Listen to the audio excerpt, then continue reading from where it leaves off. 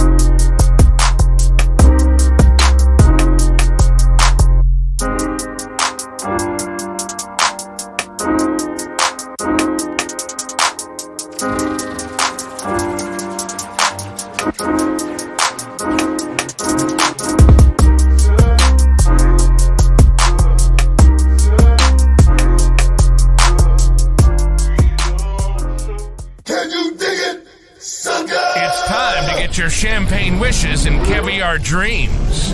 Welcome inside the Hall of Fame. Now, can you dig that?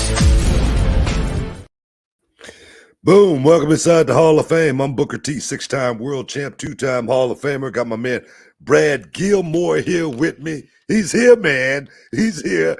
And we ready to do this thing like we always do it, man. Coming to you from ESPN 975 as well as Podcast Heat. We getting ready to do it, man. We coming off of a huge weekend in Las Vegas, Nevada. Canelo Alvarez taking on Amy Munguia. I like saying it like that. Amy, you know what I mean? Make sure we get it all in there. Munguia, 12-round unanimous decision, and still 4-time champion over. This dude is he's unbelievable. He's unbelievable. Canelo 61 and 2. You know, what can you say? That's a throwback. That's a throwback right there. I got to give him his props.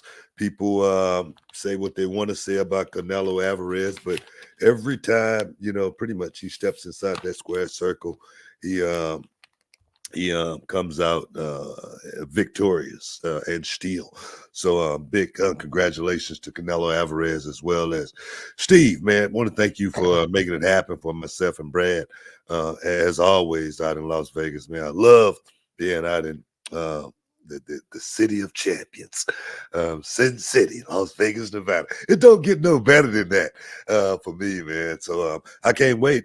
Big announcement was made for Tank Davis versus Frank the Ghost Martin coming up as well. So I can't wait for that one coming up pretty soon. But Brad, how you feel, man? How you feel? Well, you know, Book, we had quite the week, right? If I'm being honest, because when we were talking about the Vegas trip, we even on the way to the airport, what do we say? We're like, man, there's always something that seems to happen. Yeah. When we go to Vegas, you know, there was one time where our flights were completely canceled. One time where we got in super late after delays, whatnot. And so we had people who listened to the show for these last couple of days. We put out 3 podcasts over the weekend. They knew we did a show in the airport, which was actually highly rated by all of our Hall of Fame listeners. So we appreciate everybody who appreciated us setting up in the airport and getting that done. Then my flight canceled. You made it to Vegas. So, you know, I don't get out there to Saturday morning. I took off Saturday morning just to come in for the fight. There was all kinds of stuff, you know, with rooms and rent-a-car reservations. All these things happen. Finally, though, we see the fight. I'm on the way back with you to the airport. It's the red eye. It's 1 a.m. We're ready to do it. You know, and I kept telling you, man, every time I come out to Vegas, my allergies are active. Every time. I said, man, I got to remember to take like some Allegra or something. You know what I mean? And you're like, yeah, man, you know, I think you're like, I got a Zyrtec if you want a Zyrtec. Zizol. I got a Zizol. Yeah. I said, no, I'm good. So on the plane, you know, I got a little bit of a nasally or what have you. It doesn't. I don't think about it. We land, and I kept telling you, man, I'm trying to pop my ears. I can't get my ears to pop. They felt like they were congested. Anyway, went home, went to sleep, woke up, felt like crap, went back to sleep, woke up. Wife said, maybe you should test for COVID. What happens? I got the COVID.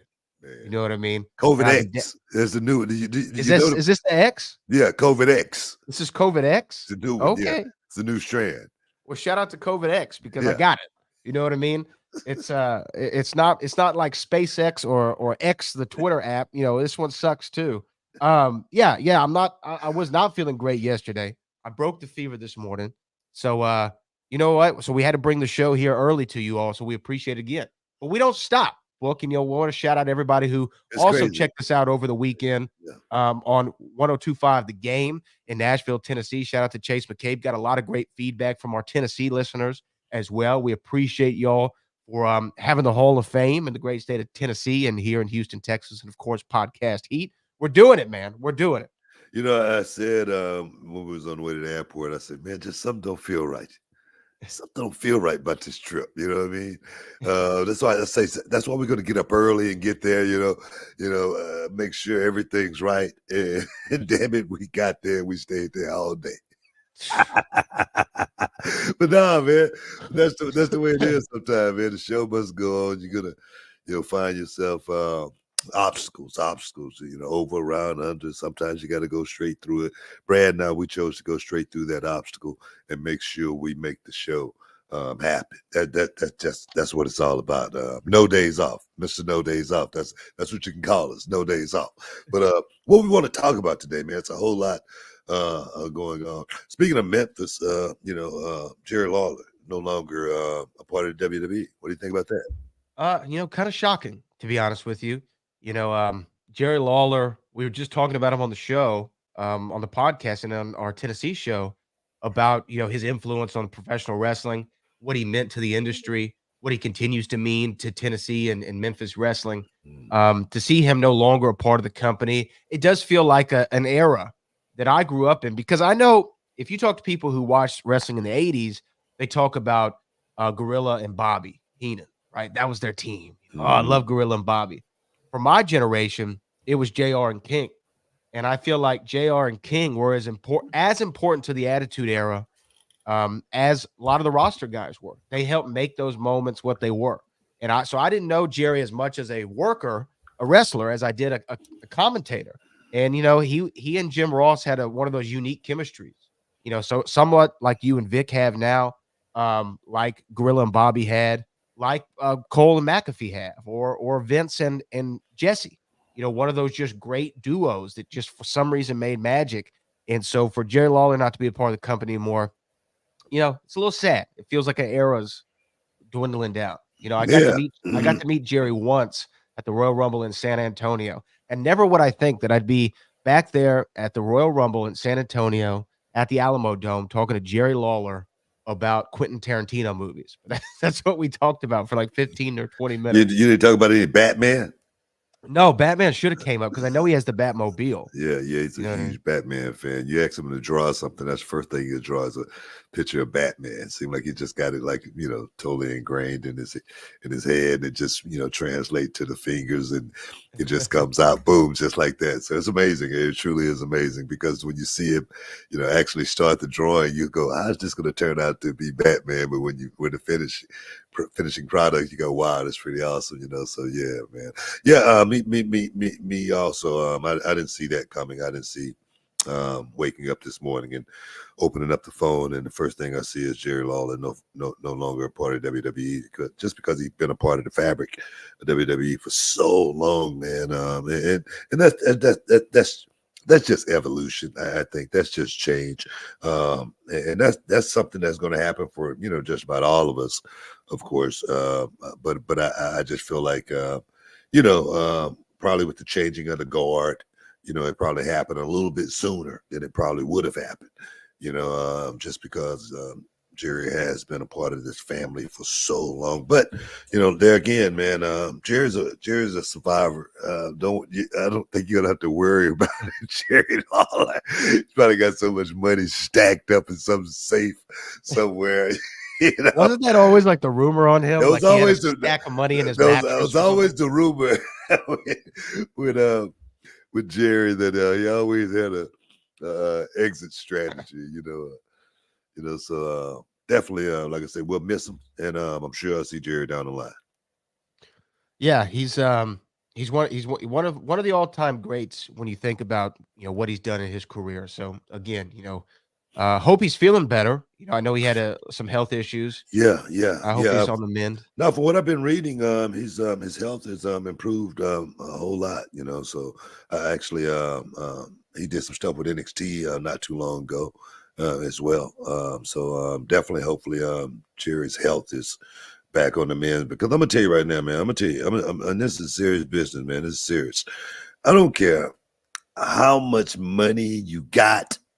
You know what I mean? How rich you are. You know what I mean? If the doctor tell you you don't have a clean bill of health, and there's nothing that they can do about it, none of that means nothing. Seriously. So your health, that's the way I pretty much determine my wealth. I'm serious. When I woke up this morning, the legs are still moving. You know what I mean? Because I'm serious. Because I remember my stepdad. He had called me one day. His name's Robert Hill. He had called me one day. He's passed on now. But he had called me one day and he said, "Yeah, my legs finally gave out." I'm like, well, damn it, I better get in the gym and work on mine. You know what I mean? Because seriously, man, your health is the only thing that you can really, really count on at the end of the day that makes you feel a certain way. So God, thank you for giving me my health more so than anything. And hopefully Jerry Lawler's, getting back to being 100%, because there again, your health is everything. Guys, we got to take a break. Stick around. You are inside the Hall of Fame. We'll be back in a minute. Can you dig it, sucker? And this episode is sponsored by Blue Chew. Guys, let's talk about it. Let's talk about sex. Hey, you remember when you was always ready to go? I'm talking about strapping the rocket on it, man. Going straight to the moon. I'm talking about getting it done. If you want that extra confidence, I got something for you. Listen up. Blue Chew.com. Blue Chew is a unique online service that delivers the same active ingredients as Viagra, Cialis, Levitra, but in a chewable tablet at the fraction of the cost. But the great thing, Book, is you can take it any time, day or night, so you can plan ahead or be ready whenever an opportunity arises. The process is simple. You sign up at BlueChew.com, consult with one of their licensed medical providers, and once you're approved, you'll receive your prescription within days. The best part, guys, it's all done online on the internet. So there's no doctor's visit, no awkward conversations, no waiting in line at a pharmacy or any of that. And the thing is, Book, Blue Chew's tablets, they're made right here in the USA and prepared and shipped direct to your door in a discreet package, so no one is the wiser. Let's just get it out there, guys. Blue Chew wants to help you have better sex. Discover your options at BlueChew.com. It's like this. Chew it and do it. And we've got a special deal for our listeners. Try Blue Chew absolutely free when you use promo code Booker at your checkout. Just pay $5 for shipping, man. That's BlueChew.com. Use promo code Booker to receive your first month absolutely free. Visit BlueChew.com for more details and important safety information. And, we want to thank Blue Chew for sponsoring the Hall of Fame podcast. Chew it and do it. Welcome back inside the Hall of Fame. Booker T, 6-time world champ, 2-time Hall of Famer. Got my man Brad Gilmore here with me. Guys, reality wrestling is going down this weekend, Saturday, May 11th at the Walker, Texas Lawyer Arena. You don't want to miss out. You don't want to get shut out. Still got some tickets available. Very, very few tickets available. Tickets at the door as well. Standing room only. We're gonna get you in there. We're gonna get you in there, guys. Make sure you show up. We got Lexus King taking on Ruthless Ryan Davison, NXT star Lexus King, as well as Top Dollar, TNA star. Top Dollar will be in the house. doing his thing. Top Dollar say he's going to be doing a full concert. So, guys, if you off into the music thing, make sure you come out and check out Top Dollar. He's going to be doing his thing, as well as the stars of reality wrestling is going to be in the house. The Promise Braxtons of the world, guys. Don't miss out. Don't get shut out. I'm excited. I'll be there. Come hang out with your boy. You know what I mean? And get an autograph or something. Take a selfie. I do that kind of stuff for free at the Walker, Texas Lawyer. You know what I mean? So, guys, come on out there and check it out. I'm excited. What about you, man? How you feel? Oh, I'm always excited. This is Reality Wrestling No Limits, where we always try something new. We always experiment. This is kind of our extreme night. And if you will, a first of its kind concept is going to make its debut at the Walker Texas Lawyer Arena on this Saturday at Row No Limits. And it has already been announced. It is the Battle to the Bell ladder match, where the winner will get a guaranteed Reality Wrestling Championship opportunity at any time they want over the next calendar year. And this is a brand new concept. This is the brainchild. What was the name of that again? The Battle to the Bell ladder match. Man, that sounds very, very interesting. You know what I mean? Who thought of that? So that is coming from our executive manager, Andrew Jackson's brain, I believe. He is the decision maker and the matchmaker, if you will. So wait a minute. So he was great. He was in the meeting when that actually came up. Well, I believe this is straight from his cranium. This is his complete idea. Okay. All right. Okay. All right. You know, it couldn't have been brainstormed in an airport terminal somewhere while flights were delayed by somebody. But I think that it was all right. Look at we'll give Abel the credit. All right, let's do that. Because we got to look at this from 30,000 perspective, 30,000 square foot. I mean, perspective. But my thing is, like I say, I always try to take myself out of the middle of the action. So I'm gonna give you that. Okay. I'm gonna give you that. But I'm excited to see Top Dollar. I'm excited to see Lexus King. Emma Diaz is going to be in action as well. Who was recently with NXT. So we got a lot of great stuff happening at No Limits, and the Battle to the Bell ladder match is one that I'm really excited about. Also, Gaspar Hernandez is going to be making his decision as to which champion he will choose after winning the Last Stand Rumble, going into the Summer Champions, so we're excited. This is a big show. I'm sure Danny Limelight, he's got to feel pretty good coming into reality of wrestling on Saturday. I'm sure this kid's got to feel pretty good right now. What do you think? Well, he did what he said he was going to do. Went out there and won the Reality Wrestling Texas Championship. You know what? It was crazy is I don't like somebody, that's not from the state of Texas representing the Texas Championship. I just want to put that out there right now. Even though I like Danny a whole lot, but it says a whole lot as well about my guys that they need to step up. They need to step up, and they need to do it quick to let somebody, literally come into their backyard and take something from. That's like taking food off the table. It's not going to happen. It's not going to happen. So I just want to put that out there. Big ups. Congratulations, Danny Limelight. Congratulations. Congrats, Danny Limelight. But I'm like you. You know what I mean? And Ryan Davidson, the longest reigning Reality Wrestling Texas champion, I'm sure he's itching for a rematch for that title. And so we're gonna find out what happens at No Limits on Saturday, of course. Hey guys, check it out on YouTube.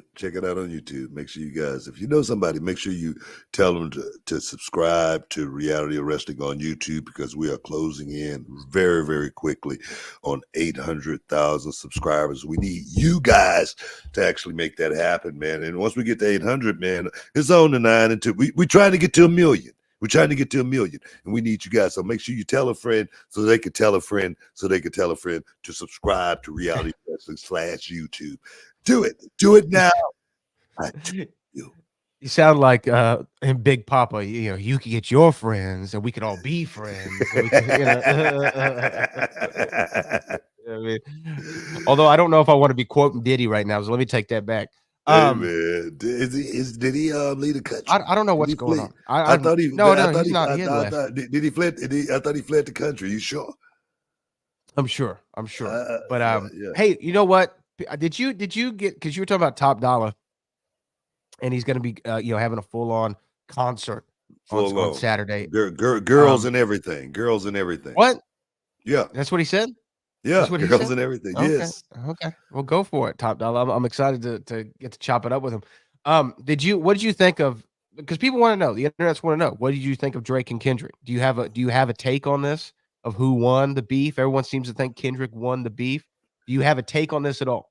I didn't You see lived through the well, East Coast well, and West Coast. Well, I mean, I heard about the beef, and I heard about the lyrics and actually what one said about the other. I try not to get too deep in that kind of dirt.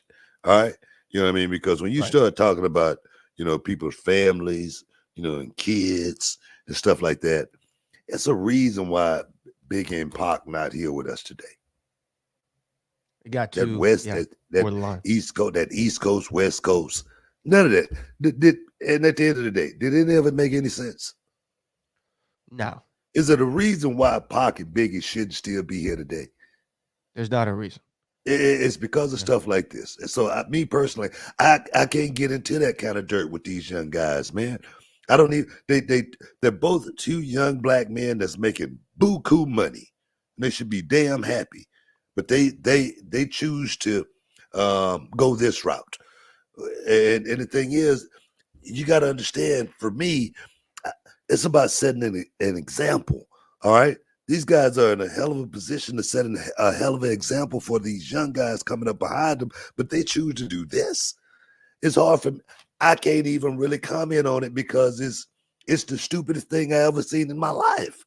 It really is. Now, I know a lot of people out there, they want to say, oh, man, it's cool, this, that, and whatnot, and the other.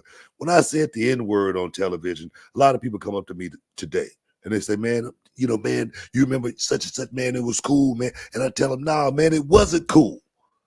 I say, because there was a lot of young guys out there that looked up to me that said, well, his book is said I can say it too, anywhere, no matter what. And I'm going to tell you right now, if you don't know how to change your levels in this world, if you don't know how to change your levels in this world, your ass is going to be left behind.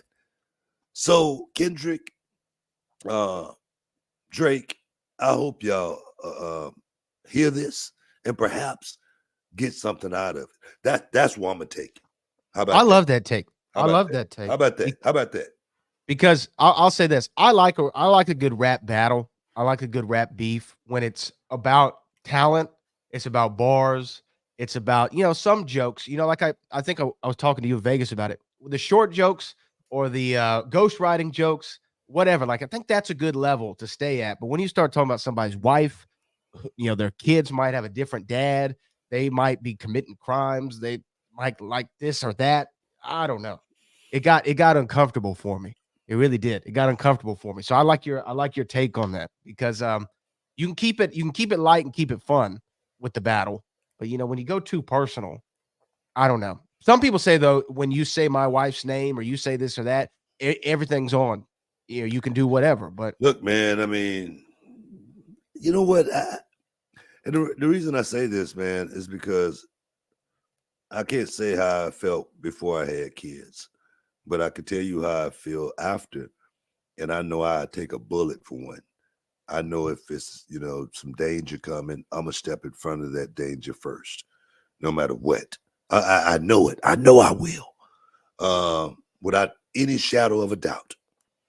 And when somebody start talking about something that is as personal as that, that's when it can really become serious to the point to where somebody could get hurt. And that right there, it happens in this world all the time, man, every day. And especially with these rappers, because they I don't know why rappers gotta feel like they gangsters. That's the point that I don't understand. You know what I mean? Either you gonna be a gangster or a rapper. You know what I mean? Right. But I guess it's the NWA, the gangster rap. I don't know. It's crazy, man. It's nuts. It is crazy. Yeah. I just want you to take a break. Yeah, we got to. That's my take on it. We got to take a break, guys. Stick around. You are inside the Hall of Fame, man. We'll be back in a minute. What's up, y'all? It's your man, Booker T, 6-time world champion, 2-time Hall of Famer, and I'm here with my main man, Brad Gilmore, on the Hall of Fame podcast. And today we're talking about something that's been a game changer for us, and that's HelloFresh. That's right, Booker. Whether you're looking to save money, eat better, or stress less in the new year, HelloFresh has got you covered. We're talking about farm-fresh ingredients, chef-crafted recipes, and the best part, it's all delivered right to your doorstep. You know, Brad, I used to stress about meal planning, especially with my busy schedule. But with HelloFresh, man, I'm whipping up quick, tasty meals in no time. And my favorite has got to be their 15-minute recipes. Man, who knew I could cook a gourmet meal that fast? Absolutely, Book. But let's talk about variety. HelloFresh has over 45 dinner options each week. So that's right. There's going to be no more recipe boredom. Plus, they've got calorie smart and protein smart options, perfect for keeping those New Year's resolutions in check. And you know, Brad, as a family man, I'm sitting down for dinner with my crew, and it's important. HelloFresh, quick and easy meals have made that reality. Even on the busiest nights, it's just convenient. It's bringing the family together. And don't forget, breakfast fans, HelloFresh is hooking you up, the listeners of the Hall of Fame podcast, with free breakfast for life. That's right, a free breakfast item with every delivery. Now, that's a sweet deal to wake up to. Y'all heard it here first. Go to HelloFresh.com/BookerFree and use the code, man, BookerFree, to get your free breakfast for life. Remember, one breakfast item per box while your subscription is active. Oh, yeah, man. That's HelloFresh.com/BookerFree with the code BookerFree. Don't miss out on America's #1 meal kit. Join us in making cooking fun, easy, and absolutely delicioso. It's HelloFresh. You got it. Oh, yeah. Can you dig it, sucker? It's time to get your champagne wishes and caviar dreams. Welcome inside the Hall of Fame. Now, can you dig that? Welcome back inside the Hall of Fame, man. We just chopped it up. I just want to let everybody know about Reality of Wrestling there again, going down this weekend, Saturday at the Walker, Texas Lawyer Arena. You don't want to miss out. You don't want to get shut out. Tickets still available. But we talked about being in the airport, talked about being stranded, talked about doing the show. But we didn't talk about what went down in Vegas as far as the fight, Canelo. Yeah. I know you mentioned it up top, but Jaime Munguia, I think, came out those first 3 rounds and looked excellent. He was pressing the action. He was walking Canelo down in certain moments, had a lot of great combinations, was tagging him in a couple times. And then after that 3rd round, it seemed like Canelo goes, oh, okay. Yeah, I see what you're going for. I understand your game plan here. And then switched it up on him. And I told you it looked like, and this may be putting too much age on Canelo, but I told you at the time, it looked like a kid and his dad boxing at one point, to where the dad's like, all right, son. Yeah, let me see what you got. Give me your best. Okay, you done? All right, now let me show you how we do this when grown folks start fighting. And Canelo started putting bombs on him and dropped him. Did he drop him in the 3rd round or the 4th round? One of the two, with that, as you called it, like it was like a Houdini uppercut.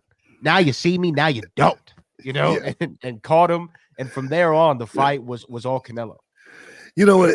For me, it just seemed like Canelo was, of course, more wiser as far as fight game go. But it seems like even at a little bit older, 34 years old, seemed like he was much stronger than Munguia. Seemed like his punching had so much more power behind him. Seemed like they had so much more leverage behind him. Seemed like the shots when Canelo would throw them, Jaime would actually move a little bit.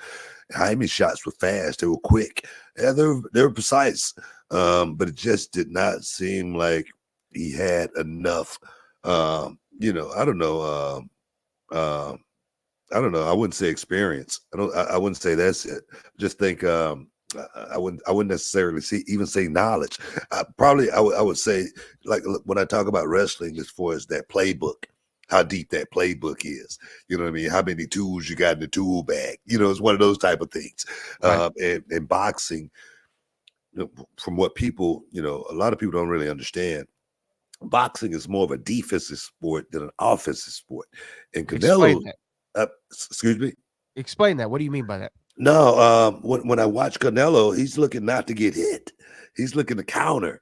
He don't mind, getting in the mix and mixing it up with you, but he's still looking to make sure he's tight as far as his defense go. He want to make sure he's slipping punches, even if you throw a punch and it land. He want to make sure he roll with it and not take the full effect of that punch. A lot of guys stay right there, boom, and get hit with that shot. A la, Ryan Garcia, Tank Davis, go throw a shot, leave yourself wide open, boom, you get hit.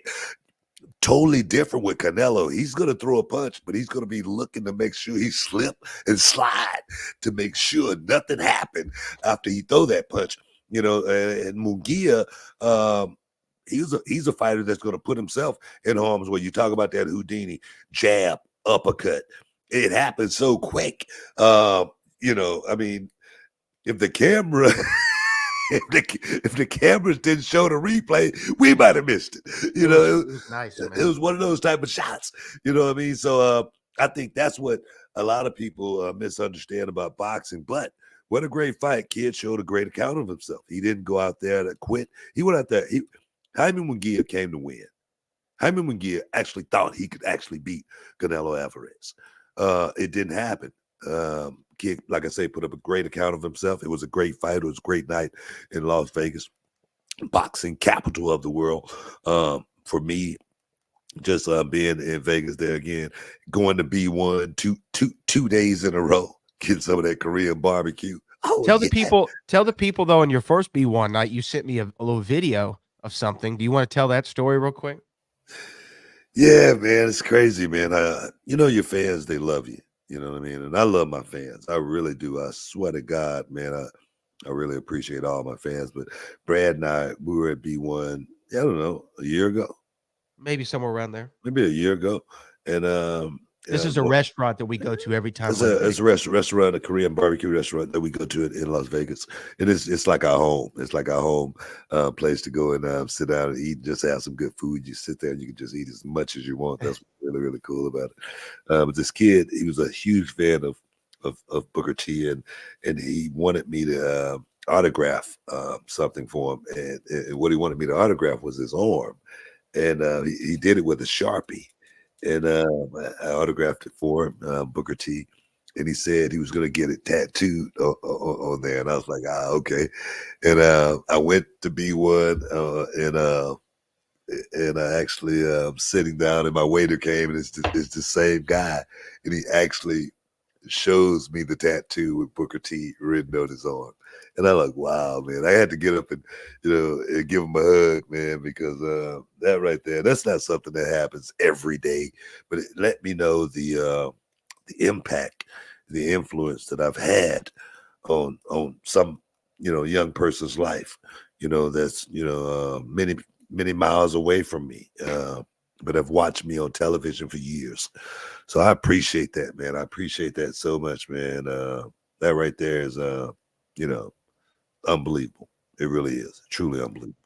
Yeah, it was pretty crazy. It was pretty crazy. Now, as far as Canelo goes, to go back to him for a second, is there really only one fight left to see him do, and that's the David Benavidez fight? I mean, is that the only fight that we want? I think we talked about maybe Jermell, him and Jermell, but really him and Benavidez, that's where the money's at.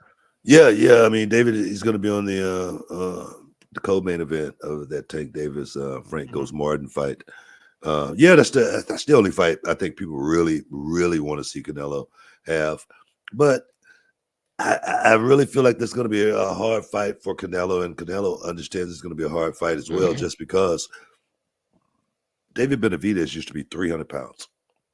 Okay, he's a guy that lost a lot of weight, and he looks great for a guy to have lost all that weight and fighting in the division that he's fighting in. When you take his shirt off, you would never imagine that this guy, used to be 300 pounds. That's how well he manage losing that weight and still managing to keep himself in shape at the same time. But when you go down to 168 pounds, for fight night to make that weight, that's one thing. The rehydration for someone like David Benavidez could be astronomical. So I don't care if he does. Just say, for instance, if he does fight Canelo, it's going to be something in the contract as far as the rehydration clause. You can't get more than 10 pounds or whatever, or something like that. Because David Benavidez, normally when he comes in on fight night, he's so much bigger than the guys that he's fighting, and he has such a huge advantage. Not just because he's bigger, because he's a great fighter as well. I mean, his punching precision is unbelievable. This guy can, throw an excess of 100 punches, and around, throughout the fight. So my thing is, if Canelo fight David Benavidez, just like Canelo is thinking, I think it better be his cash out and he move on into the sunset, because that's going to be such a hard fight for Canelo to win. Yeah, I agree with you. We talked a lot about what Canelo's plan is as far as his boxing future, because he's accomplished probably everything he's ever set out to accomplish. Because there's a few things you want to do as a boxer, I would think. Not only just win championships, and right now he's a 4-division champion, but it's also have a legacy of classic matchups. And Canelo's given us classic fights. Especially even that trilogy with Gennady Golovkin, moving on to even this fight. I feel like people are going to talk about Canelo's performance in this fight from last Saturday for a long time, because he was so powerful and looked so dominant once he figured out that strategy from Jaime Munguia. Amy Munguia. Yeah, that's what he said. Yeah. And so I feel like, he right now he's probably thinking, I need to find that big bag cash out and then go ahead and call it a day. What else does he have to do? You know what I mean? What else does he have to prove? Nothing, right? Well, I mean, even just say, for instance, if he take the fight with David Benavidez and get the big bag and lose, that don't mean he has to retire. No, I mean, it just means he just lost a fight. I mean, I really feel like the big bag is going to be the most important thing, especially if he loses, because, like you say, 4-division, champion. Losing a championship is one thing, but getting paid to do it, that's another. You feel a certain way about yourself. You know what I mean? So, as well as, who's to say Canelo's going to lose that fight? You know what I mean? I don't know. You're right. We can't 100% say Canelo's going to lose that fight. We got to take another break, guys. Stick around. You're in the Hall of Fame. We'll be back in a minute. Can you dig it, sucker? All right, everyone, it's Booker T and Brad Gilmore here, and we've got something exciting for all you sports, comedy, music, and theater fans out there. We're talking about Game Time, the fastest, easiest way to get your hands on tickets to your favorite events. That's right, Book. We love all those spontaneous, unforgettable moments, and Game Time is here to make them happen. Whether it's a last-minute decision to see a game or a sudden urge to catch a live show, Game Time has got you covered, giving fans access to tickets even at the last minute in over 60 cities across the United States and Canada. And guys, this ain't about getting in. This is about getting the best seats in the house. With Game Time, you can see images of your seat before you buy it. So no surprises there, guys. You can score tickets swiftly. Skip the line, guys. Just dive straight into the moment. Absolutely. And listen to this. Game Time guarantees the best prices. Find tickets in the same section in row for less elsewhere. Game Time will give you a credit of 110% of the difference. So there's no reason to wait, bro. So whether it's the thrill of the game, the laughter of the comedy, the rhythm of the music, or the drama of the theater, guys, don't let the opportunity skip by. Choose Game Time. Grab your tickets and just enjoy the moment. Live should be spontaneous, Book. So guys, don't miss out. Check out Game Time now on their app or at gametime.co. That's gametime.co. Take the guesswork out of buying tickets with Game Time. Just download the Game Time app, create an account, and use the code Booker for $20 off your first purchase. Terms apply. Lowest price. G guaranteed. Oh, yes. Boom! Welcome back inside the Hall of Fame, man. Let's talk about we're talking about the fight that went down in Las Vegas, Nevada this weekend. Canelo Alvarez versus Jaime Munguia, PBC, live on the zone, live from T-Mobile Arena. What action packed fight! What an adrenaline filled arena this weekend. I love being at the boxing matches. Mario Barrios versus Maidana. That fight right there. What do you think? I like Mario Barrios. I don't know why. I like Mario. You like Barrios. saying his name. That's why you like him. But Mario Barrios, he won the fight, unanimous decision, but he looked like he lost the fight. He didn't look great. Yeah. Afterward, did he? What do you think about that? I mean, I like Mario, but I don't see Mario. Even though right now he's interim champion, Mario is definitely going to have to work on tightening up his defense. We talked about that here just a second ago, as far as fighters going out there fighting offensively or defensively. Tank Davis definitely a offensive fight. Excuse me, a defensive fighter fighting out of that shell. I just went back and I'll get back to Mario Barrios in a second, but I was just looking at that fight this morning with Ryan Garcia and Tank Davis, and to watch the first knockdown where Ryan is throwing a big left hook and Tank slips it and bang, catches him with a big left hand, straight left hand, right to the snout, right into the cranium area. Boom, he goes down. And he gets back up. And the thing is, what I was thinking about that fight when I was watching it was Ryan got up off the canvas and he fought for 5 more rounds. And he fought 5 more rounds pretty damn good. And I was just wondering, just what if he was a better defensive fighter and not got caught with those 2 shots? All right. Because the 2 shots that he got hit with, both of them put him down.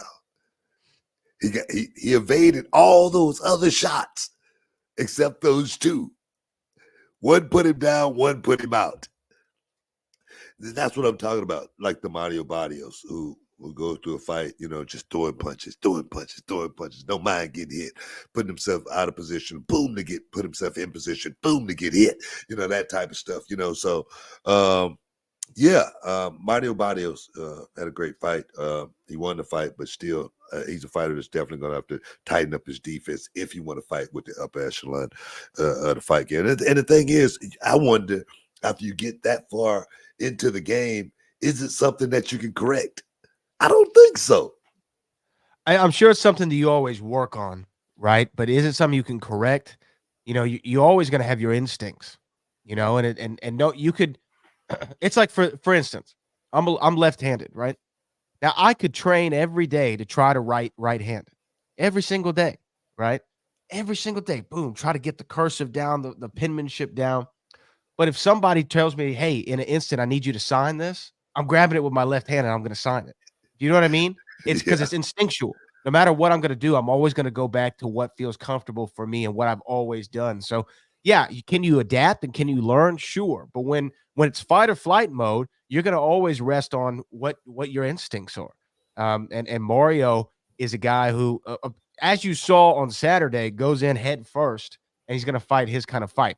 Now, you brought up Ryan Garcia, which we touched on last week. There's this allegation out there about his PED usage, or he tested hot for something. Did you see him and Conor get into it on social media? Conor McGregor, what was it, yesterday, I believe? They were going back and forth, and now Conor has challenged Ryan Garcia to a bare knuckle fight, I think is where we left off with this, between the two of them. Did you see any of this? No, I didn't see that. Well, Conor went off on him about the PED usage, which is interesting take. And they went back and forth on it. And again, I can't even read the tweets because they're so profane and so over the top. But it definitely ended with ended with Garcia saying, "If I see Conor McGregor, I'm going to break your weak ankle. You ran from being tested because you were on roids for Roadhouse." And he then said, "Bare knuckle, let's go, Conor. Winner, get your trash whiskey brand." And so there's this big beef between both of them on social. Now, Conor, of course, kind of always pokes his head out whenever he is about to have a fight, because his fight's coming up in about 6 weeks against Michael Chandler on June 29th at UFC 303, I believe it is. Yeah. So I think this is him just stirring the pot, trying to get some attention on himself in the fight. But what do you think about not a Conor versus Ryan feud, but let's transition to Conor early. Let's think about him as far as an early prediction for his fight against Michael Chandler. What do you think's going to go down in that fight as of today? We haven't seen any of their training camp footage. We haven't seen what they look like. There's no weigh-in, so we can only go off of what we've seen in their last few fights. Conor hasn't won a fight since his fight against Cowboy Cerrone a few years back. So again, how do you see this fight playing out? Like I said, it's really hard to excuse me. It's hard to say actually how this fight's going to play out, just because I've been watching Conor McGregor since he pretty much came into the UFC and pretty much dominated pretty much all of his opponents. But I always said Conor McGregor always dominated the shorter opponents. He always dominated the guys that were smaller than him. And then, somebody could say, well, what about Cowboy Cerrone? Cowboy Cerrone was a shell of himself when he finally fought Conor McGregor. And he was like guys that fought George Foreman. He was scared as hell. As soon as he went to the fight, he was scared. Conor McGregor has been on the decline as of late, as far as, his last few fights. He's been on the decline. He's not the same fighter as he once was. And then that broken fibula, I don't care what nobody say, man. It's going to be hard to come back and fight the same way after having something like that happen to you. You're not going to be able to kick the same way. You're not going to be able to throw that kick without, any thought process and just doing it. You know what I mean? Because fighters, they don't think sometimes. It's autopilot. He's not going to be able to go out. He's going to be reluctant. He's going to be fighting with his hands. And just like, when he fought Khabib, Khabib showed, if you could fight with Conor, from a hands perspective, from a second, you can get close enough to him, to where you could take him down. And if you could take him down, Khabib, he kept him down, and then boom, the fight was over with. I see that being Michael Chandler's best chance in this fight against Conor, because, like I say, Conor's fought better against smaller guys like Michael Chandler. And let's think about this as well. Michael Chandler ain't no spring chicken, man. He spent a whole lot of time over there in Bellator, man, fighting for years. You know what I mean? Before he came to the UFC. So both of these guys are, are at the crossroads of their careers. Yeah, and you got to also think Michael Chandler. We're talking about the losing record of Conor McGregor since his UFC debut. He won against Dan Hooker, lost against Charles Oliveira, lost against Justin Gaethje, beat Tony Ferguson, but recently, all due respect to Tony Ferguson, who hasn't, and then he lost to Dustin Poirier. So he's 2 and 3, right, in his UFC career. So he's a sub 500 guy. Now, that's not indicative of his skill level. That's indicative of what you were saying. He's got a lot of road miles on him already coming into the UFC. And I like Michael Chandler. I think he's a good fighter.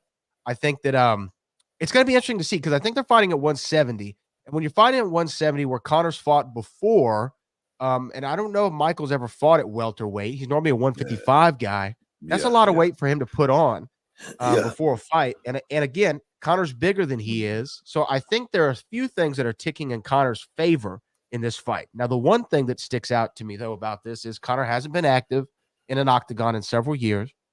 He's coming off a devastating leg injury. He's fighting at 170, which, yes, he's done before, but what has Conor's biggest weakness always been? His gas tank. His gas tank's always been a weakness of his. And when you're coming off of your ring rust or your octagon rust, and you're out there coming off an injury, at a heavier weight than you're used to fighting at. I don't know. I mean, where does your gas tank go? And is this one of the things where Conor's going to have to finish him within 3 rounds, or else he's going to be sucking wind in the later rounds? Because the thing about Michael Chandler, his gas tank, I don't think has ever been in question. He's very full force out the gate as soon as the fight goes, and he can go, man. He can really go the distance. So I think there's a lot of interesting factors on this, and I wouldn't. Vegas is putting Michael Chandler as a strong underdog in this fight, which I understand why, but I think the fight's a lot closer than people are giving it credit for. Yeah, I think it's a lot closer just because of the variables that you just talked about. You know, the inactivity, the leg injury, you know, both guys having miles, you know, the guys that Michael Chandler has lost to. You know, yeah, I think it's just got a lot of variables. As far as Michael Chandler being the underdog, as far as, you know, overwhelmingly underdog, I don't see that. I see this fight being a whole lot closer than a lot of people think. If the odds are that swayed, I'm definitely going to be thinking about putting a little wager. Oh, Michael Chandler, yeah, man. But I know we got to take a break, man. I got 30 seconds left on my clock. I don't know what you're. We got to take a break, guys. Stick around. You're in the Hall of Fame. I might start 30 seconds late. We'll be back in a minute. Can you dig it, sucker? And it's Booker T, 6-time world champion, my man Brad Gilmore from Manscaped. The Performance Package 5.0 Ultra is here. And let me tell you, it's got futuristic tendencies included in this bundle, guys. Brand new Lawnmower 5.0 Ultra, the Weed Whacker 2.0 ear and nose and hair trimmer, and essentials aftercare products like the Crop Soother, the Bald Aftershave Lotion, and the Crop Preserver Anti-Chafing Ball Deodorant, and 2 free gifts. Oh, yes! That's right, Book. Their 5th generation lawnmower features 2 interchangeable next-gen skin-safe blade heads, a standard one for taking a little off the top, and a new foil blade to go smooth wherever your heart desires. And did I mention it's waterproof too?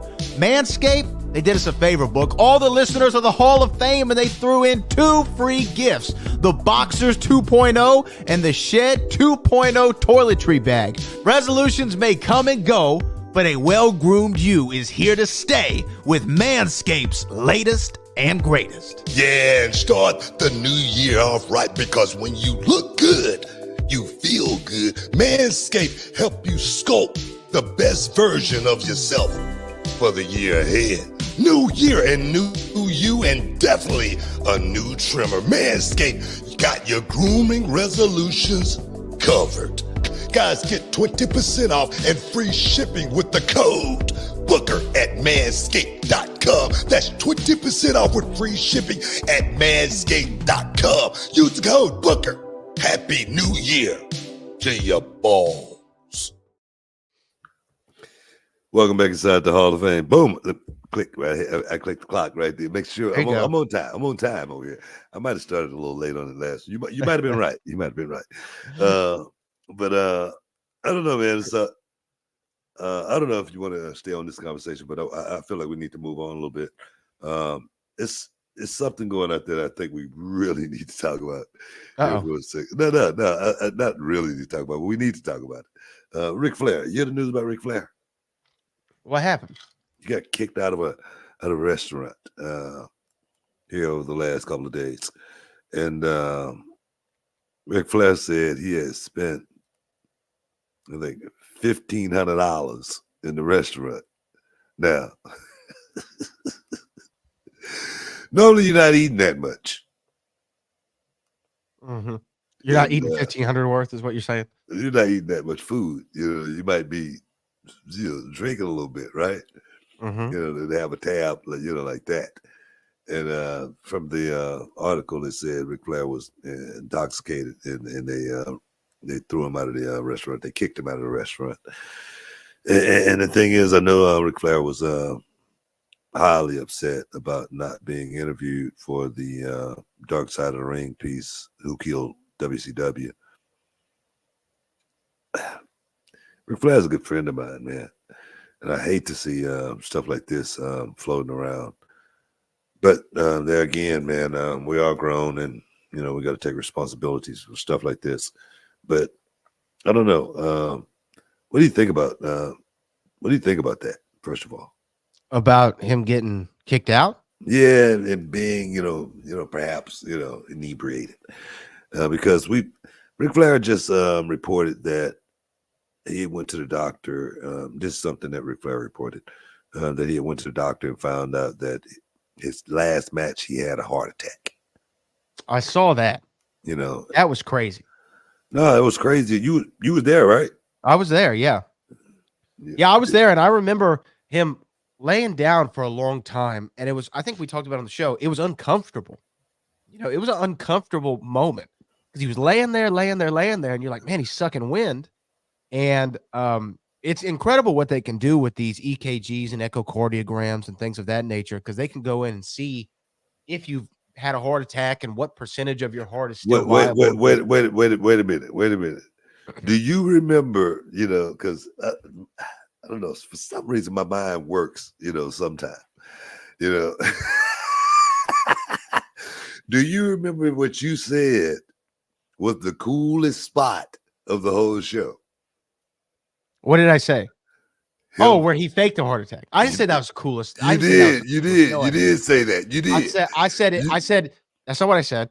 I said it worked everybody in the room. Everyone was like, "Oh my god," because we all thought it was legit. Okay. And then it turned out now it is legit. Okay. Now it turns out. And what did I say? You didn't like it. Immediately I say, nah, and I ran into Rick. And I say, man, don't you ever do that ever again. Don't you ever scare me like that ever again.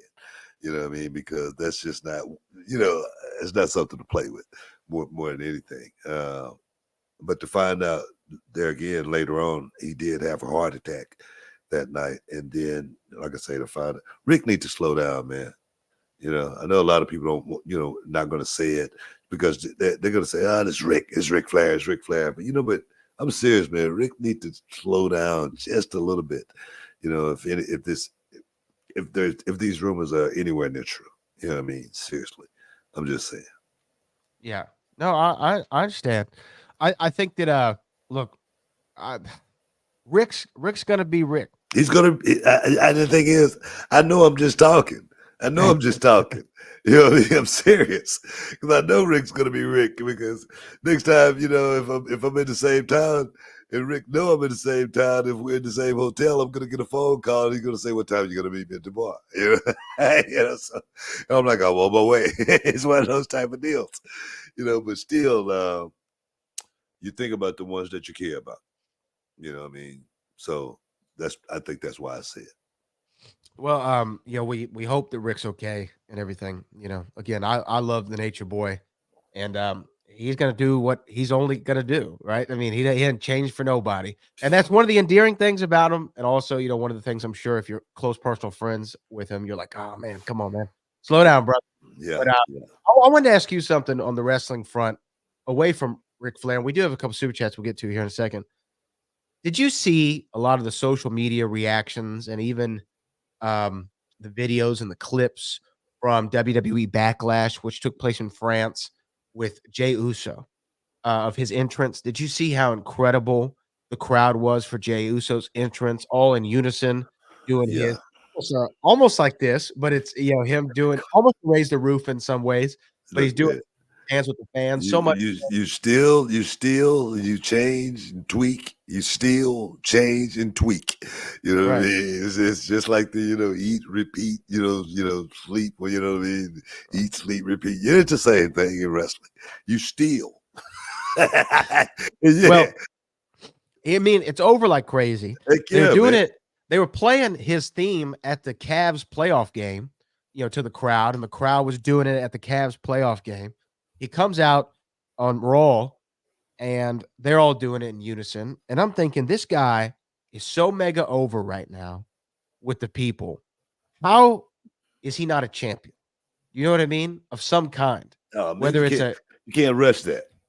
I'm not saying you rush it, but I'm saying, look, here's my one thing. In every big match he's been in, except for his Mania match with his brother, but the match over the weekend with Damian Priest for the title, obviously I didn't expect him to win that, but it was almost like that LA Knight thing where LA Knight had such a hot run for a minute. It was almost like, guys, you might need to pull the trigger on this before it dies down. I'm saying the same about Jay. You might want to pull the trigger on this before people start not being the same way that they are right this second. I don't think that's the way you run your promotion. I just don't. You got to go. You don't go with what the people want to see? No, you don't go with what the people want all the time. You just don't. I didn't say it all the time. No, you got to build. I'm just saying. That's just me. Should he be a champion? Perhaps.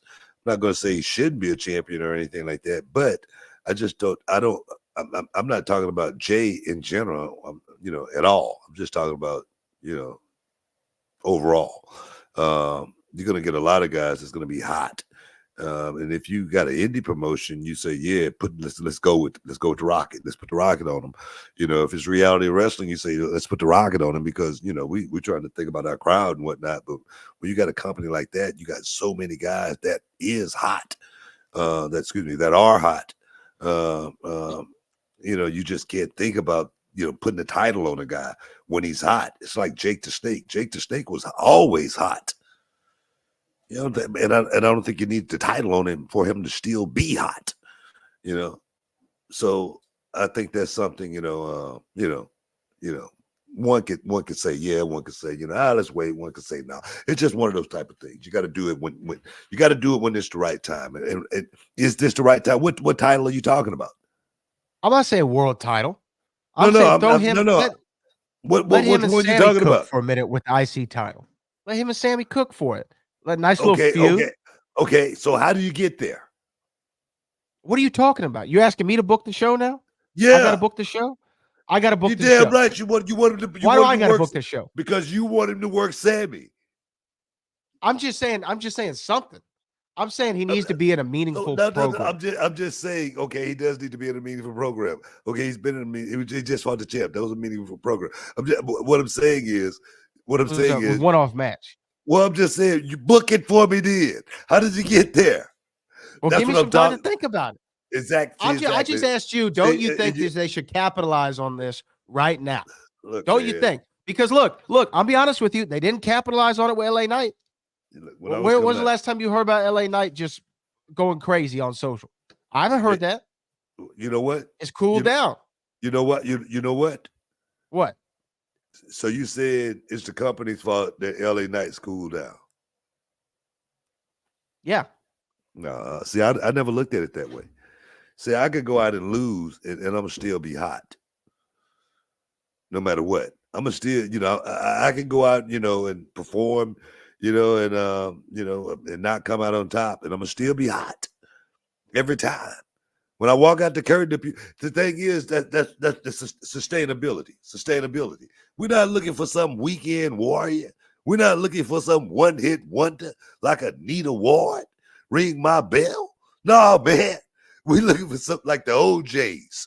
You know what I mean? Where you just last forever. The young people are lost right now. They have no idea what you're talking about. Well, damn it, go look it up. Anita Ward. Ring my bell. She had one song. It was a hot song. It's a hit. It was a hit all over. But those the only songs she had, the OJs. They still performing today.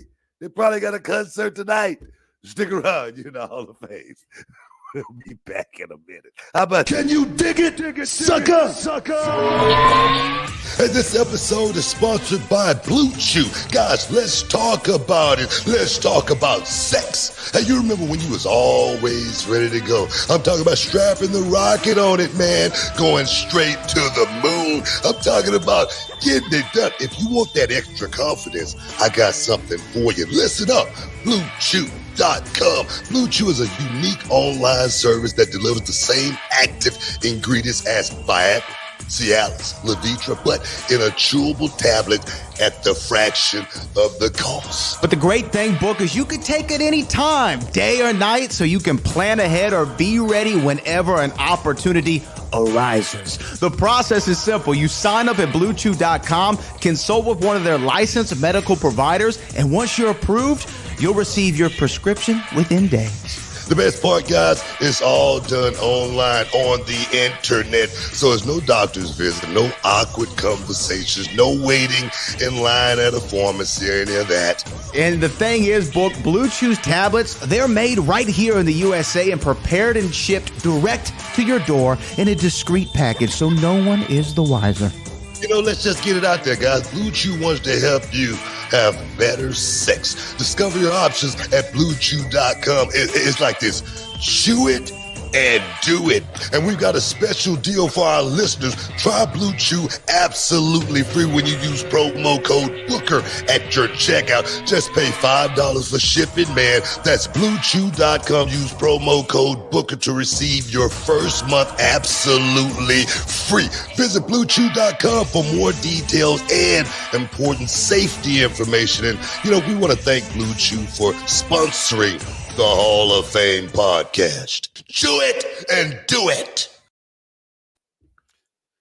Welcome back inside the Hall of Fame. Where we at, man? Where we at? Well, you know, we were talking about some stuff that's going on in the world of professional wrestling, but we do have a couple super chats to get to. So I say let's acknowledge them real quick. This first one of the day, and remember, if you want to ask Booker T or myself or both of us a question, you can super chat it in. We will always answer whatever you have to say. Super First chat. one comes from Mike Edwards. Mike Edwards said, Triple H need to post the Will Smith meme to Tony Khan to keep my name out your MF mouth meme because Tony is wilding right now. Did Tony say something else? Did he? Did Tony say something else? I don't know. Mike Edwards, fill us in, man. I want to know what Tony said. Did he say something new? That's my question. Now, so, you know, we talked a little bit about some of his comments last week that were cringe and over the line stepping and ridiculous and ludicrous and childlike and sophomoric. I was offended by. I was definitely offended right. by. You know, rightfully so. Going out a blanket statement, like he did. Yeah. But if he said something else, let us know, man. Let us know. We because we got to know he's inside the Hall of Fame. Yeah, I'm curious myself.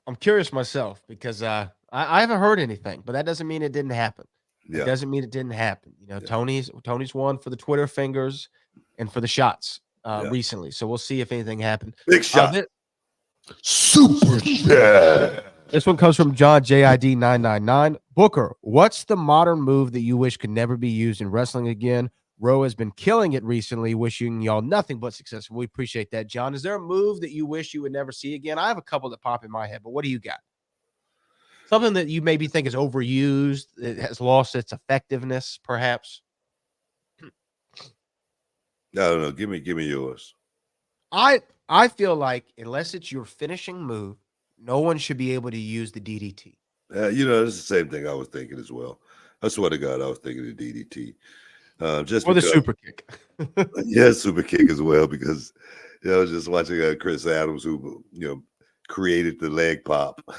But now the DDT is definitely like one of the most devastating moves that's just overused for no reason today.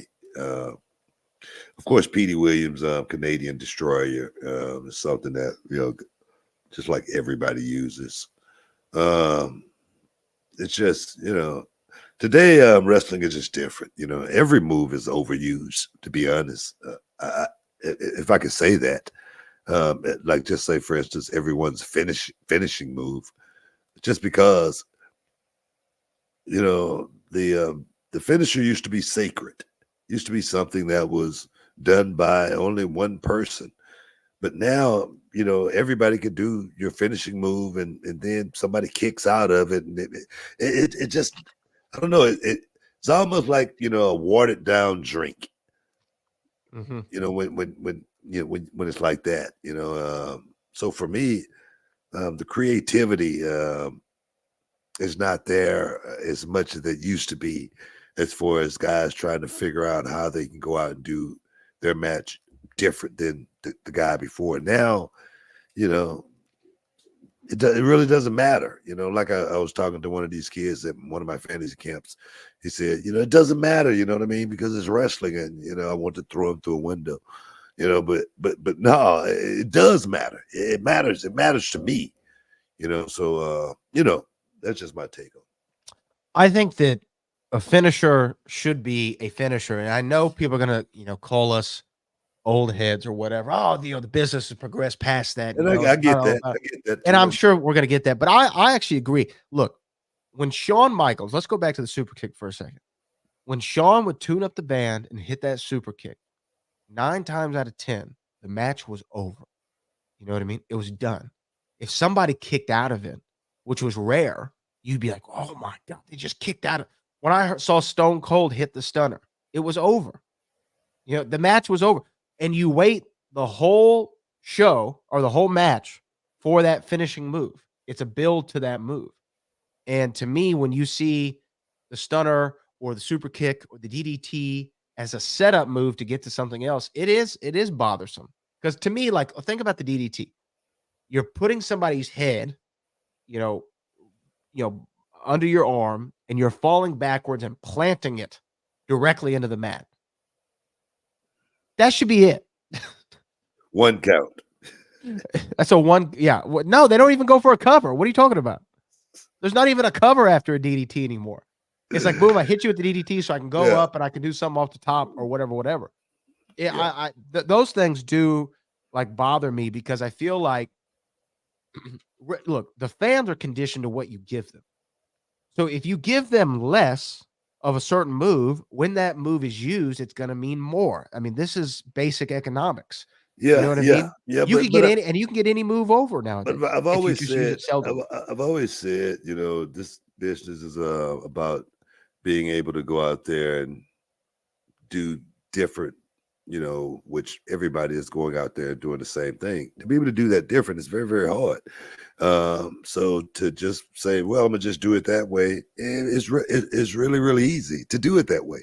I chose to go out and be different. I chose to go out and create, and you know, like the scissor kick. You know, no one was doing the scissor kick. No one could actually do it, and if they did it, they would be blatantly stealing from me. You know, so my jump side kick back then, which now you see a lot of young guys doing it, like Trick Williams. You know, I did that because I knew no one else was going to be jumping that high and trying to create from that perspective. So for me, it was always about trying to do the same thing everybody else is doing, but try to make sure I do it a little bit different because that's the only way you're really, really going to stand out. When I see these matches where guys are just going out and doing finishes and kicking out, finishes and kicking out, finishes and kicking out, it's just like, just say for instance, watching a boxing match and the guy get hit on the chin 10 times and he goes down 10 times and he gets right back up 10 times. It's not going to be that interesting to me after a while because I know something's wrong with this. There's something wrong with this picture. Okay. It's something foul and it smells a certain way. Okay. You know, now if wrestlers use that analogy right there, I think they would change their whole concept about going out there and just doing false finishes and kicking out 10 false finishes in a match. I think they might think about it for a second, but I don't think they have a lot of people like myself talking to them about the analogies and how we try to really make people feel like they're watching something that's real. It's just like watching it, going to Broadway. If I go and watch, Phantom of the Opera and it doesn't make me feel a certain way, I'm not going to go back every year with my wife. Okay, my wife and I, we're going to on the 12th, right after Reality Wrestling. We're going to fly to California, to Los Angeles, California, just to watch Maze and Frankie Beverly's last tour. You know why? I don't think Maze and Frankie Beverly. I don't think Frankie Beverly is going to be able to hit those high notes like he did back in the day. I really don't, but I don't care. I want to go see Maze featuring Frankie Beverly because they make me feel a certain way every time that I've gone to watch them play over my years. And I'm going to be there to support them at the end of the day. So I think young wrestlers need to think about how they can make people feel, opposed to making opposed to what people are seeing. And I think they're advanced in their careers a whole lot further. That's why I love Roxanne Perez, the prodigy. She's one of the best, and she thinks about making the fans feel a certain way about her. Shawn Michaels, he was like that. You know, he always about making the fans feel a certain way about how he went out and entertained them. Being, you know, not the biggest guy in the room. You got to know how to project being the biggest guy in the room. It's an amazing science. It really truly is. Yeah, and you know, I think that people would be better off listening to the guys who did it at a high level for a long Look, time. man, look, we don't listen to those veterans. They're too old. Y'all are too old. They're outdated. They don't know about this business. You know, so for me, I try to, I don't even talk to the young guys unless they talk to me. I'm serious. Right. I don't even approach them as far as talking about their work or say anything about their work unless they come talk to me. Unless they're good. If they're good, per se, Ilya Dragunov, like, from day one when I was around this kid, man, I haven't even been able to critique him. I haven't even been able to say, man, you need to do something. I can't do that. You know what I'm saying? Because he's that good. He's that damn good. He's trying to make the fans feel everything that I'm talking about with you guys right now. And hopefully some of these young guys out there listen to this and say, man, maybe I need to go to reality wrestling. Sit under the learning tree for a minute. The real learning tree, because I've been saying that forever. The learning tree, and I just talked about that a second ago. Steal. That's what they do. Hey guys, they're stealing my stuff. We gotta take a break. Stick around. We'll be back in a minute. In order to kick some ass, you gotta bring some. I wasn't born the chosen one. I became the chosen one. Through hard work, determination, and winning. The chosen one, victorious.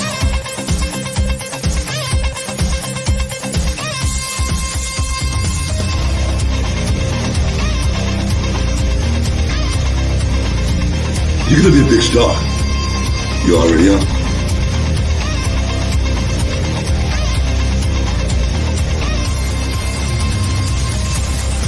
I'm stronger. And I'm faster than anyone they ever put me in the ring with.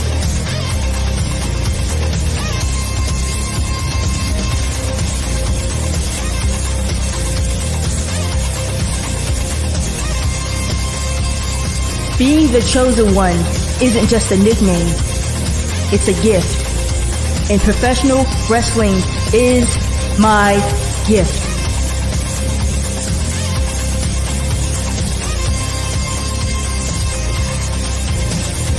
That is an absolute guaranteed.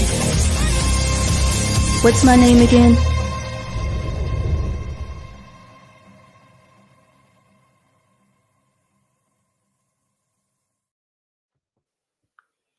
Welcome back inside the Hall of Fame, guys. Make sure you watch Reality Wrestling on YouTube. If you're not in the Houston area, or make sure you check your local listing. We might be playing in your area, but big show going down Saturday, May 11th, this weekend at the Walker, Texas Lawyer Arena. Guys, don't miss out. Don't get shut out. Tickets, a few tickets. We still got a handful of tickets still available. So go to realityofwrestling.com, 9300 Emmett F. Lowry Expressway right there in Texas City, Texas. So we got any more super chats? Yeah, we do have a couple. And then I have a couple more things to ask you before we wrap up for the day. I believe this is our last segment on my clock. Are we on the same clock? Yeah, we're on the same clock. Okay. This comes from M Music. Super chat. M Music, somebody I ran into at the NXT show. So shout out to M Music. I agree, Book. Jay's time is coming. P.S. Wifey got me Manscaped. Yeah. Oh, yeah, man. Oh, yeah. Happy New Year to your balls, man. We appreciate you, M Music, for the support. And this No one doubt. comes from No doubt. Hugh J. Niss. Round. Salsa / queso dip. Checks and championships. Best breakfast. Terry Funk hardcore style / Bret Hart technical style. HBK / okay, I see what you're saying. Okay, book. So salsa or queso, which do you like more? Queso. Okay, so I'm a salsa guy. Checks or championships? Checks. Easy. Yeah, checks all the time. What's your best breakfast? What do you like? Well, I had it at Denny's this week. I had that waffle. That waffle was real good. So I'm gonna go with the waffle for right now. Can't wait to get back. I like waffles or pancakes. Yeah. Terry Funk's hardcore style or Bret Hart's technical style? Bret Hart, technical style. Yeah. Your body lasts a lot longer. Yeah, much respect to Terry Funk, the Texas legend, but I'm Oh, gonna go yeah. with Bret Oh, yeah. on this one. I'm gonna go with Bret on this one. And HBK or AJ Styles? AJ Styles for me. Really? Oh, okay. HBK for me. Why you say AJ? AJ is updated Shawn Michaels. He's a guy that just added more tools to the tool bag. Both of those guys pretty much worked the same style, I would say, but I think AJ just added more to the repertoire. That's all. Yeah, I think he's just more of a hybrid, type of Shawn Michaels. That's the way I see it.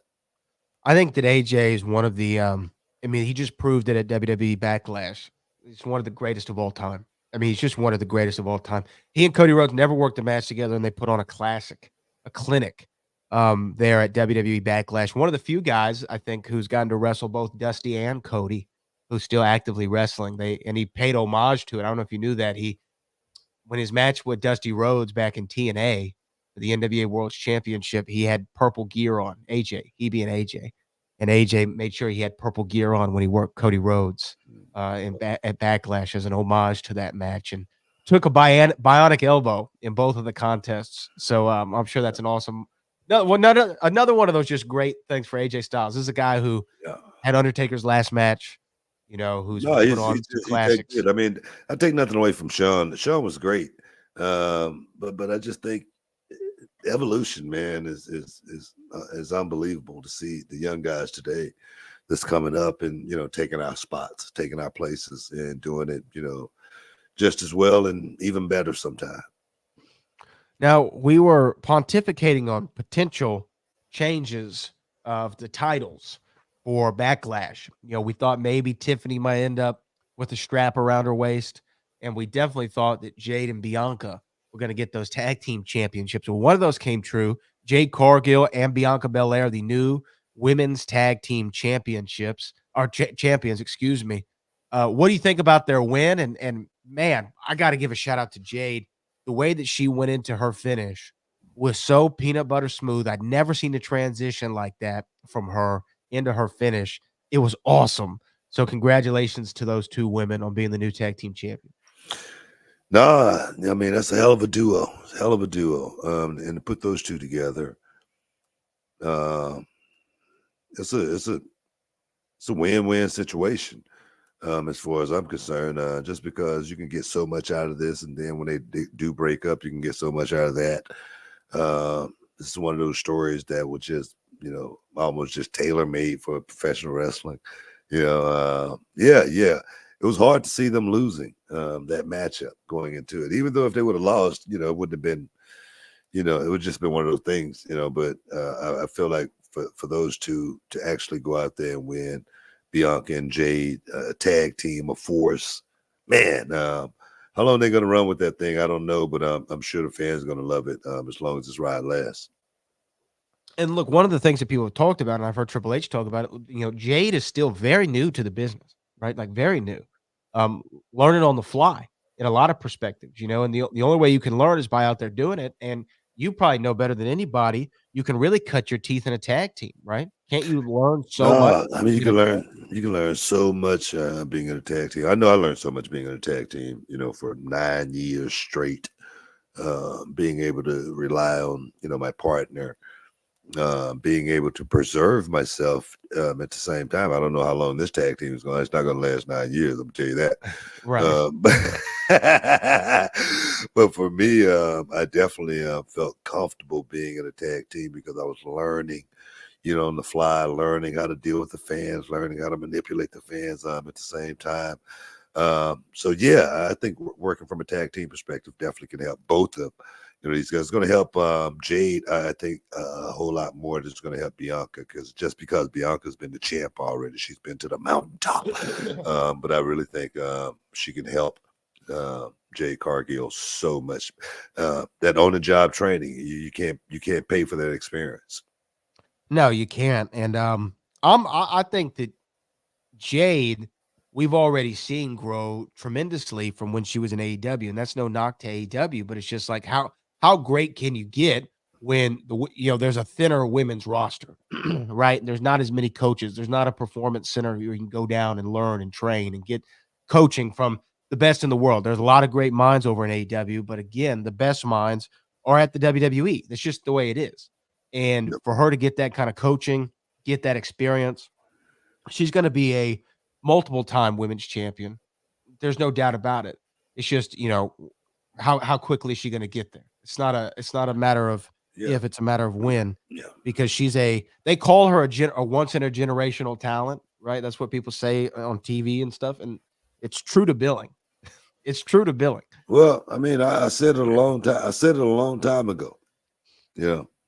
She had WWE written all over.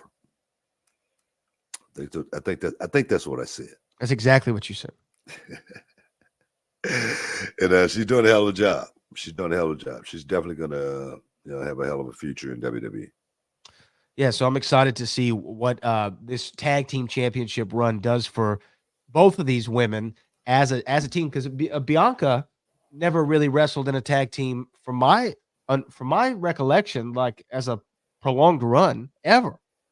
So this is also something new for her to do, because she's also, from a singles perspective, she's been in main events of WrestleMania. She's been a multiple-time champion. She's feuded with some of the best out there.